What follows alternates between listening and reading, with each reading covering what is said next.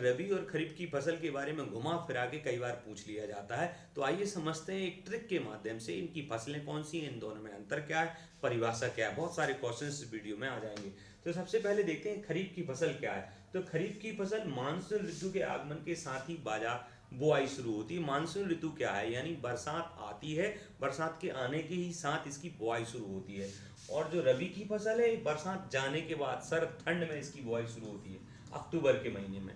दूसरा तरीका याद करने का मैं बता दूं, रवि का मतलब होता है सूर्य, जो सूर्य की तेज रोशनी में पकती हैं, यानी आज में जिनकी कटाई होती है, यानी सूर्य की रोशनी में, तेज रोशनी में जिनकी कटाई होती है, तो वो रबी हो गई, रबी की फसल। ठीक है, जैसे चना हुआ, गेहूं हुआ, ये मार्च अप्रैल में कटते हैं। ठीक है। और खरीफ की फसल बरसात के मौसम में ही बुआई होती है और उसके लास्ट में ये कटते हैं। इसके बाद हम बात करेंगे इन दोनों की फसलों के नाम। तो एक ट्रिक बताई है खरीफ की फसल के लिए, अरे मूर्ख गधा सो मत बाजार जा।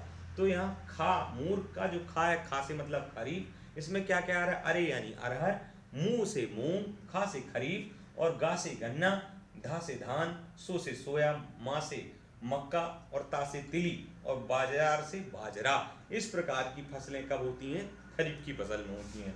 और अगर मैं रबी की फसलों की बात करूं, तो रबी आजा सच में गेम खेलेंगे। तो रबी यानी रबी की फसल, आ मतलब आलू, जा मतलब जौ, सा मतलब सरसों, चा मतलब चना, मे मतलब नॉर्मल है, और गे मतलब गेहूं, और यहाँ पर माँ मतलब मटर, याद रखना है। तो नॉर्मली गेहूं, चना और सरसों और मसूर, मटर, ये सारी चीज़ें जो होती हैं, बटरी जिसे बोलते हैं, वो खरीफ की फसल में आ जाती हैं।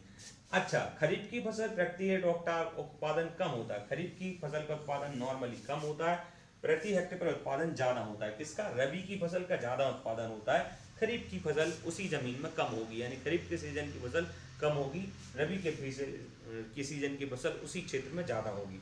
सितंबर अक्टूबर में इसकी कटाई हो जाती है रबी की फसल की, और जैसे इसकी कटाई होती है तो उसी जगह पे अपन अक्टूबर महीने में लगभग, जो लिखा शरद ऋतु अक्टूबर नवंबर में, और इसको बो देते हैं रबी की फसल को, और मार्च अप्रैल में इसकी कटाई हो जाती है। इस प्रकार से रबी और फसल एक नंबर में आ सकता है कि कौन से महीने में कटती है, कौन सी महीने में बोती है। ये ट्रिक याद रखना तो आपको याद हो जाए।